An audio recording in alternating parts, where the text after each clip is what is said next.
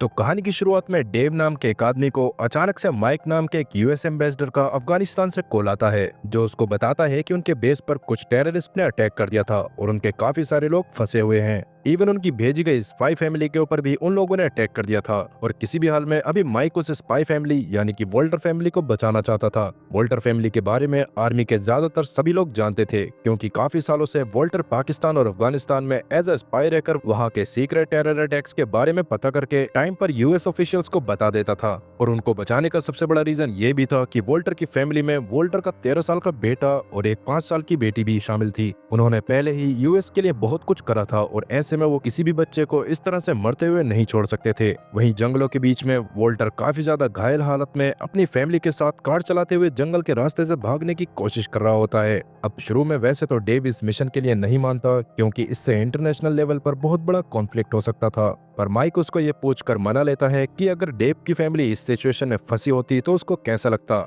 Mic के base पर भी काफी सारे तालिबानियों ने हमला कर दिया था, इसलिए वो भी तुरंत वोल्टर की फैमिली के लिए मदद भेजने को बोलकर कॉल कट करता है और अपने सामान को पैक करके निकलने लगता है। वहीं डेव भी तुरंत ही अब जॉन नाम के एक बहुत बड़े एजेंट को कॉल करके सारी सिचुएशन के बारे में बताता है और उससे वोल्टर फैमिली के लिए एक रेस्क्यू मिशन चलाने को कहता है। जॉन ने भी तब तुरंत ही अपने सबसे best team war horse team को वोल्टर फैमिली की लास्ट लोकेशन की तरफ जाने को कह दिया था और जल्दी ही वॉर हॉर्स टीम पूरी तैयारी के साथ अफगानिस्तान के जंगलों वाले इलाकों की तरफ निकल चुके थे। उन्हें बस इतना पता था कि वोल्टर की फैमिली लास्ट टाइम एक ग्रीन कलर की कार से अफगानिस्तान से पाकिस्तान के बॉर्डर की तरफ जाने के लिए निकली थी। अब जैसे ही वॉर हॉर्स टीम का चॉपर अफगानिस्तान के जंगलों के पास पहुंचता है, वैसे ही पास की एक पहाड़ी में मौजूद एक टेररिस्ट बजूका की मदद से उनके हेलीकॉप्टर पर सडनली अटैक करता है, जिससे हेलीकॉप्टर आउट ऑफ कंट्रोल होकर जमीन पर क्रैश करने वाला था। वो क्रैश इतना ज्यादा खतरनाक था कि बस एक सोल्जर मार्को के अलावा किसी को हेलीकॉप्टर से बाहर कूदने का टाइम नहीं मिलता और बस मार्को ही ऐसा होता है जो हेलीकॉप्टर से टाइम पर कूदकर जैसे तैसे खुद की जान बचा पाता है।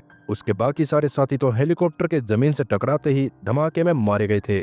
मार्को खुद ही वॉर हॉर्स टीम का लीडर था और उसको वॉर हॉर्स 1 के नाम से जाना जाता था। सडनली अटैक होने के बाद शुरू में तो उसका दिमाग ठीक से काम नहीं कर रहा था, पर अभी वो जैसे तैसे खुद को होश में लाता है और कुछ सोचते हुए हेलीकॉप्टर के बर्बाद हो चुके मलबे के पास जाता है। उसको कहीं ना कहीं उम्मीद थी कि शायद उसका कोई ना कोई और साथी तो जिंदा बचा होगा। वो काफी देर तक हेलीकॉप्टर के पास रहकर किसी रिस्पॉन्स के आने का वेट करता रहता है, लेकिन अफसोस उसको कोई भी रिस्पॉन्स नहीं मिलता, जिससे मार्को को काफी ज्यादा बुरा लगता है, क्योंकि आर्मी में रहकर आपके साथी ही एक तरह से आपकी फैमिलीज बन जाते हैं। और अब क्योंकि उसके पास कोई और रास्ता नहीं था, इसलिए जैसे तैसे वो अपने पास मौजूद कम्युनिकेशन डिवाइस को सही करता है और अपने हेडक्वार्टर्स यानी जोन के पास कांटेक्ट करने की कोशिश करता है, जिससे बाकी सबको भी इस सडन अटैक और बाकी सभी सोल्जर्स की डेथ के बारे में पता चल गया था। तब भी मार्को उन लोगों से सैटेलाइट्स के थ्रू हेलीकॉप्टर के मलबे को सही से देखने को कहता है, ताकि उसको किसी के जिंदा होने के सबूत मिल सके। लेकिन सच में मार्को की टीम में से कोई और जिंदा नहीं बचा था और ये बात जानकर मार्को को काफी ज्यादा गुस्सा आ गया और वो अपने साथियों से बात करते हुए ही अचानक से 3 टेररिस्ट को पास के एक क्लिफ पर नोटिस करता है, जिसमें से एक ने उनके हेलीकॉप्टर की तरफ बाजूका चलाई थी। उनको देखने के बाद मार्को को काफी ज्यादा गुस्सा आ गया था। तब मार्को तुरंत ही अपने लिए कवर ढूंढता है और उनमें से 2 को बहुत आराम से मार गिराता है, लेकिन वो तीसरा बंदा किसी तरह से खुद को बचा लेता है और उसने अपने बाकी सारे साथियों को कांटेक्ट करके उन्हें अपने पास बुला लिया। तब मार्को का एक साथी कैसल उसको सैटेलाइट से देखकर मार्को को सावधान रहने के लिए कहता है, क्योंकि अब उसकी तरफ 30 से 40 टेररिस्ट उसको जान से मारने के लिए आ रहे थे। कैसल तब मार्को को उनकी फोर्स के वहां आने तक छुपे रहने के लिए कहता है, मगर मार्को काफी ज्यादा गुस्से में था, इसलिए वो उसके इस ऑर्डर को मानने से मना कर देता है और लड़ाई की तैयारी करने लगता है। तब मार्को से खुद उनका कमांडर जॉन बात करता है, क्योंकि वो अभी मार्को जैसे बेस्ट सोल्जर को नहीं खोना चाहता था और उसको कहीं ना कहीं मार्को के बाकी सोल्जर्स के मारे जाने का भी काफी ज्यादा दुख था। तब मार्को भी इस बात को समझता है और अभी टेररिस्ट पर अटैक ना करने का डिसाइड करता है, और तब तक वहाँ पर वो टेररिस्ट आ गए थे और उनकी नजर मार्को के ऊपर भी पड़ गई थी। वो मार्को की तरफ फायर करने की कोशिश करते हैं और इसलिए मजबूरन मार्को को भी उनकी तरफ फायर करना पड़ा और वो कुछ टेररिस्ट को मारकर वहां से भागने लगता है। भागते हुए तब वो एक क्लिफ के पास जाकर छुप गया था और वहां से वो मौका देख देख कर टेररिस्ट के ऊपर फायर कर रहा था। तब कुछ और टेररिस्ट भी मारे जाते हैं, लेकिन फिलहाल मार्को के पास बहुत कम गोलियां बची थी और उतनी गोलियों से सभी टेररिस्ट को मारना पॉसिबल ही नहीं था। इसलिए तब अपनी जान बचाने के लिए मार्को ने उस क्लिफ से नीचे बहती हुई नदी में छलांग लगा दी और बहते हुए पानी के साथ जाने लगता है। उन टेररिस्ट के हिसाब से इतने ऊपर से उस नदी में कूदकर कोई भी जिंदा नहीं बच सकता था, इसलिए वो मार्को को मरा हुआ समझ सोचकर अब वहां से चले गए थे। लेकिन बदले की आग में मार्को ने इस डाइव को भी सरवाइव कर लिया था और थोड़ी ही देर में वो नदी के किनारे जंगल के पास ही निकल गया। मार्को तब तुरंत ही सावधानी के साथ आगे चलना चालू कर देता है और तब रास्ते में उसको एक कार दिखाई देती है जिसके पास में कुछ लोग मरे हुए पड़े थे और उस कार के अंदर कोई और नहीं बल्कि खुद वोल्टर की फैमिली थी। उन टेररिस्ट ने वोल्टर की पूरी फैमिली को जान से मार दिया था और उसकी फैमिली में बस वोल्टर और उसकी 6 साल की बेटी जोए जिंदा बची थी। वोल्टर की हालत भी काफी ज्यादा खराब होती है और जल्दी ही वो भी मरने वाला था, लेकिन मरने से पहले वो मार्को से उसकी बेटी जोए की जान बचाने को कहता है। अब वैसे तो मार्को वोल्टर की जान को भी बचाना चाहता था, पर क्योंकि वो जानता था कि वोल्टर को अब नहीं बचाया जा सकता, इसलिए वो जोए को ही अपने साथ लेकर जंगल में सेफ स्पॉट को ढूंढने लगता है। जोए इतनी ज्यादा इनोसेंट थी कि उसको यही लग रहा था कि उसके माँ बाप और ज्यादा गहरी नींद में सो रहे हैं, पर अभी मार्को भी डर के मारे उसको सच्चाई नहीं बताता और उसके साथ सीधा इवैक्यूएशन पॉइंट की तरफ जाने का डिसाइड करता है। दूसरी तरफ थोड़ी ही देर में वो सारे टेररिस्ट वोल्टर की कार के पास आ जाते हैं ताकि वो कंफर्म कर सकें कि सच में वोल्टर और उसकी फैमिली मारी गई है। उस समय पर उनका लीडर रादम भी उनके साथ था। रादम वोल्टर को मरा हुआ देखने के बाद काफी ज्यादा खुश होता है, लेकिन तभी उसका साथी उसके पास जोए के गायब होने के बारे में बताता है और साथ ही उसको पास में ही मार्को के शूज के निशान भी मिले थे, जिससे कहीं न कहीं रादम और बाकी टेररिस्ट को ये बात समझ आ गई थी कि मार्को अभी भी जिंदा है और जोए उसके साथ में ही है। इसलिए तब रदम तुरंत ही सबको जल्द से जल्द जोए और मार्को को ढूंढने के लिए कहता है, लेकिन उसकी टीम का एक आदमी वोल्टर फैमिली की लाशों के साथ फोटो खींच रहा था। वहीं जब जोए और मार्को आगे बढ़ रहे थे तब जोए को कहीं न कहीं उसके फादर की मौत के बारे में समझ आ जाता है। उसके हिसाब से जिन लोगों ने उसकी फैमिली को मारा था वो काफी ज्यादा बुरे लोग थे, क्योंकि उसके पिता ने बचपन से उसको सिखाया था कि जो लोग इनोसेंट पीपल को परेशान करते हैं वो क्रिमिनल होते हैं। वो मार्को को भी ये सलाह देती है कि वो उन लोगों को उनकी तरह बुरा बनकर ना मारे, बल्कि बस उन्हें पकड़ ले। मार्को जोए की ऐसी मासूमियत भरी बातें सुनकर काफी शौक तो था, पर अभी वो जोए को समझाता है कि वो लोग बुरे हैं और हो सकता है कि जोए की ही जान बचाने के लिए शायद उसे उन्हें जान से मारना पड़े। जोए भी तब इस पर मान जाती है। तब आगे चलते हुए मार्को को काफी जगह पर कुछ लैंडमाइन ट्रैप्स दिखाई देते हैं जिन्हें वो बहुत ही आराम से डिसेबल कर देता है और जोए के साथ आगे बढ़ता रहता है। वो जोए को भी सावधान रहने के लिए कह रहा था, क्योंकि अभी भी रदम ने अपने आदमियों को उनके पीछे छोड़ दिया था। तभी अचानक मार्को की नजर पास में मौजूद क्लिफ पर पड़ती है जिसमें रदम के 2 आदमी खड़े होकर उन्हें ही ढूंढने की कोशिश कर रहे थे। तब मार्को जोए को नीचे ही रहने को कहकर खुद चुपचाप ऊपर जाता है और बहुत साइलेंटली बड़े आराम से उन दोनों टेररिस्ट को मौत के घाट उतार देता है। वहीं रदम भी जंगल के हर रास्ते पर अपने साथियों को भेज चुका था ताकि किसी भी हाल में मार्को और जोए को पकड़ा जा सके, पर मार्को और जोए काफी ज्यादा सावधानी से आगे बढ़ते जा रहे थे। तब एक बार स्कोप से देखने के दौरान जोए एक टेररिस्ट को पहचान लेती है जिसने उसके मम्मी पापा और भाई को जान से मारा था।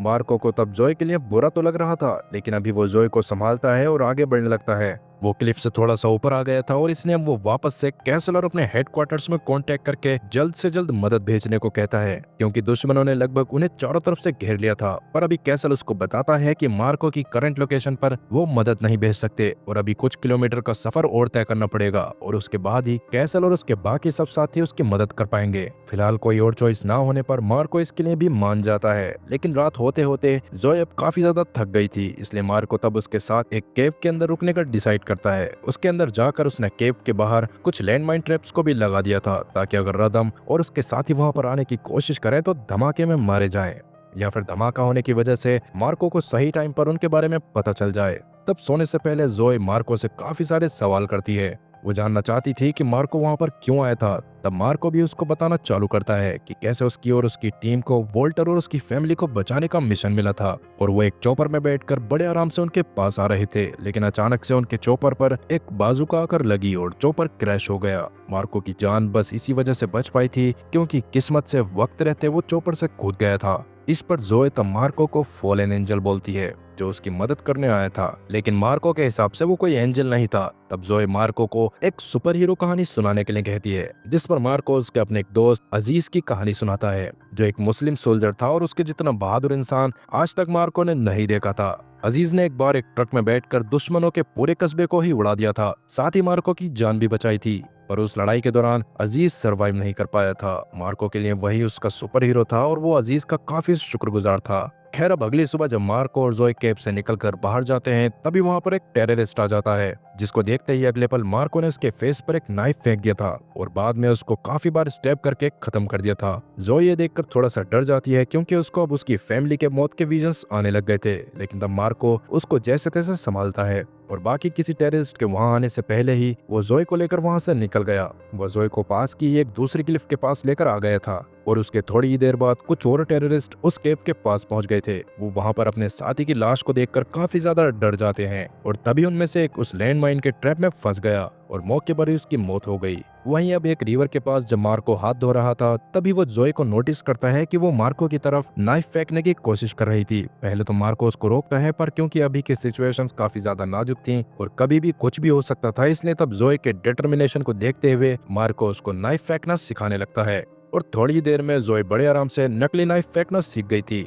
इसलिए मार्को तब उसको एक असली नाइफ देकर फेंकने के लिए कहता है और जोई तब एक ही बार में एकदम परफेक्ट निशाना लगाती है। इसके बाद मार्को उसको लेकर वापस आगे बढ़ने लग गया था। वहीं रदम के साथी अभी भी पूरे जंगल में फैले हुए थे और लगातार मार्को और जोई को ढूंढने की कोशिश में लगे हुए थे, पर मार्को और जोई सावधानी के साथ आराम करते हुए आगे बढ़ते जा रहे थे। जोई के पास उसकी लुई नाम की एक डॉग की डॉल होती है जिसको उसकी माँ ने उसको दिया था और प्रॉमिस किया था कि अमेरिका जाने पर वो उसको एक रियल लुई खरीद कर देगी। जोई को अभी उसकी माँ की काफी ज्यादा याद आ रही थी और उनकी मौत की वजह से वो काफी ज्यादा अपसेट हो जाती है। तब मार्को उसको समझाता है कि हर इंसान को एक न एक दिन मरना है, जो सुनने के बाद जोई थोड़ा शांत हो जाती है और मार्को उससे वादा करता है कि वो किसी भी हाल में जोई को इस जगह से जिंदा निकाल कर रहेगा।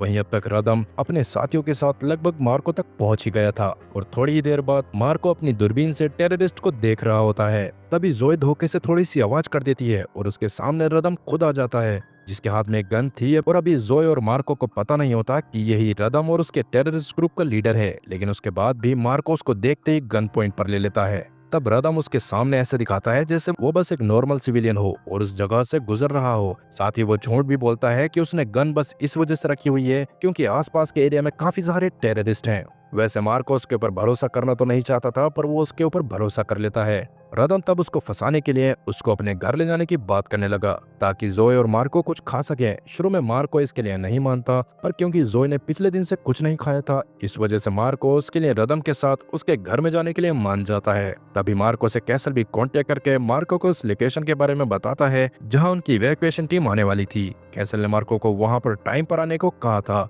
इस पर मार्को भी मान गया, पर क्योंकि अभी टीम को आने में काफी टाइम था, इसलिए मार्को पहले जोई को लेकर रदम के साथ उसके घर की तरफ जाने लगता है। फिलहाल मार्को को अभी इस बारे में कोई भी अंदाजा नहीं था कि वो खुद ही मुसीबत के घर दावत पर जा रहा था और अभी काफी सारे टेररिस्ट ने उन्हें घेर रखा है। अब जैसे ही वो टेररिस्ट उस पर अटैक करने की कोशिश करते हैं, तब मार्को तुरंत ही पोजीशन लेकर एक एक करके उन्हें जान से मारने लगता है और उसको ऐसे करते हुए रदम भी देख रहा था, जो फिलहाल जोई को किडनैप करके वहां से ले गया। और जैसे ही मार्को को इस बारे में पता चला कि रदम खुद ही उस टेररिस्ट ग्रुप का लीडर है, तब उसको काफी ज्यादा गुस्सा आ गया। पर जैसे ही रदम ने उसको बताया था कि उसका घर पास में ही है, इसलिए मार्को उसके गांव को ढूंढने लगता है। जल्दी ही वो रदम के गांव को ढूंढते हुए उसके एंट्रेंस पर पहुंच गया, जहां वो उस गांव के गार्ड को जान से मारने के बाद उसके कपड़े खुद पहन लेता है और अंदर जाकर एक दूसरे टेररिस्ट को गन पॉइंट पर लेकर जोई के बारे में पूछने लगता है। तब उस आदमी को भी ना चाहते हुए मार्को को रदम के बेस की तरफ लेकर जाना पड़ा, जहां रास्ते में मार्को के ऊपर रदम के काफी साथी अटैक करने की कोशिश करते हैं, लेकिन स्पेशल फोर्सेस में होने की वजह से मार्को अलग ही लेवल पर ट्रेंड था। उसने बहुत आराम से काफी सारे टेररिस्ट को जान से मार दिया, लेकिन इसके बावजूद वो एकदम काम होता है। लेकिन अभी वो मेन बेस के बाहर पहुंचा ही होता है कि तभी उसकी लड़ाई रदम के सबसे फाइनेस्ट मैन तरात से होने लगती है। मार्को के थके होने की वजह से तरात के पास एडवांटेज था और उसने मार्को को बहुत बुरी तरह से पेला था। वो अभी मार्को को जान से मारने ही वाला होता है, लेकिन तभी वहाँ रदम आकर उसको रोक देता है। रदम मार्को को अपने साथ एक रूम में ले जाकर उसको बुरी तरह से टॉर्चर करते हुए उस लोकेशन के बारे में जानने की कोशिश करता है जहाँ पर उसके बाकी साथी आने वाले थे, लेकिन मार्को उसको कुछ भी नहीं बताता। रदम सच में अमेरिकन से काफी ज्यादा नफरत करता था, क्योंकि अमेरिकन सोल्जर्स ने एक बार उसके गांव पर अटैक करके काफी सारे टेररिस्ट को जान से मारा था, जिसमें रदम के माँ बाप भी शामिल थे। वो अभी भी मार्को को टॉर्चर कर रहा होता है, लेकिन मार्को उल्टा रदम को ही धमकाता है कि रदम अब जिंदा तो अफगानिस्तान से बाहर नहीं निकल पाएगा। और बगल वाले दूसरे रूम में रदम ने जोई को एक पिंजरे में डाला हुआ था, जिसके ऊपर रदम का ही एक साथी नजर रखे हुए था। वो जोई को गलत नजरों से देखकर उसकी तरफ बढ़ने लगता है, जिससे जोई डर कर जोर जोर से रोने लगी। इससे दूसरे रूम में मौजूद रदम का ध्यान भटक गया और मार्को को मौका मिलते ही वो एक आदमी से गन छीनकर तुरंत ही उस रूम से बाहर निकल गया। उसने तुरंत ही और भी बाकी सारे टेररिस्ट को जान से मार दिया और काफी सारी गोलियों को भी अपने पास रख लिया था, क्योंकि उसको पता था कि फिलहाल वो दुश्मनों के इलाके में है और उसके ऊपर कभी भी कहीं से भी हमला हो सकता है। वो अभी भी लगातार और टेररिस्ट को जान से मार रहा था और किसी तरह से जोए के पास उसके रूम में चला जाता है। जोए ऐसी सिचुएशन में मार्को को देखकर काफी ज्यादा खुश हो गई थी और उसके मुंह से मार्को के लिए पापा वर्ड ही निकला था, जो सुनने के बाद मार्को के मन में एक साथ काफी सारे इमोशंस उमड़ पड़ते हैं और वो धीरे धीरे जोए की तरफ बढ़ने लगता है। लेकिन तभी पीछे से रदम ने आकर मार्को को स्टेप कर दिया, मगर मार्को घायल होने के बाद भी अपनी पिस्टल निकालकर रदम की गर्दन पर शूट कर देता है, जिससे मौके पर ही रदम की मौत हो जाती है। पर इस बात से बाकी सारे टेररिस्ट काफी ज्यादा गुस्से में आ गए और मार्को जब जोए को लेकर वहां से निकलने की कोशिश कर रहा था तब वो उसके ऊपर काफी बार अटैक करने की कोशिश करते हैं, लेकिन मार्को ने सच में वहां पर काफी सारी लाशें बिछा दी थी। अपने एक्सपीरियंस की वजह से उसको पता था कि ऐसी सिचुएशंस में वो बस फाइट करके ही जिंदा बच सकता है, इसलिए वो फाइट करते हुए जोए को लेकर जैसे तैसे गांव से बाहर आ गया। लेकिन वहां आते ही उसकी गोलियां पूरी तरह से खत्म हो गई थी और मार्को के पास भी भागने के अलावा कोई भी रास्ता नहीं था, इसलिए वो जल्द से जल्द जोए को अपनी गोद में उठाता है और घायल होने के बाद भी लगातार भागते हुए क्लिफ के ऊपर जाने लगता है, क्योंकि वहां पर जल्द ही इवैक्यूएशन टीम आने वाली थी। जोए भी मार्को की जान बचाना चाहती थी, इसलिए वो मार्को को बार बार मोटिवेट कर रही थी और मार्को भी ऊपर तक जाने में अपनी जी जान लगा देता है। लेकिन अब एक समय ऐसा आता है जब मार्को से और ज्यादा नहीं भागा जाता और वो थक कर बीच में ही बैठ जाता है। जोए भी उसकी हालत को समझ रही थी, इसलिए वो मार्को से एक नाइफ को लेती है और उसके बाकी टेररिस्ट की तरफ एम करके बैठ जाती है और फिलहाल टेररिस्ट भी उन दोनों की तरफ धीरे धीरे आ ही रहे थे और मार्को की ऐसी हालत देखकर टेररिस्ट के कमांडर को लग रहा था कि अब वो पक्का जीत जाएंगे। वो अभी जोए को मारने ही वाले होते हैं, लेकिन तब जोए की जान बचाने के लिए मार्को ने इसको पूरी तरह से कवर कर लिया था, क्योंकि उसने जोए से वादा किया था कि वो जोए को इस जंगल में मरने नहीं देगा। और अभी वो कमांडर गोली चला पाता उससे पहले उसकी आंख पर एक गोली आकर लगती है और उसकी मौके पर ही मौत हो जाती है। ये काम असल में उसी इवैक्यूएशन टीम का था जो एकदम सही टाइम पर मार्को और जोए को बचाने के लिए आ गई थी। और फिलहाल अब वो एक एक करके उन सभी टेररिस्ट को खत्म कर देते हैं और अब जोए और मार्को को सेफली रेस्क्यू करके शहर में भिजवा दिया गया था।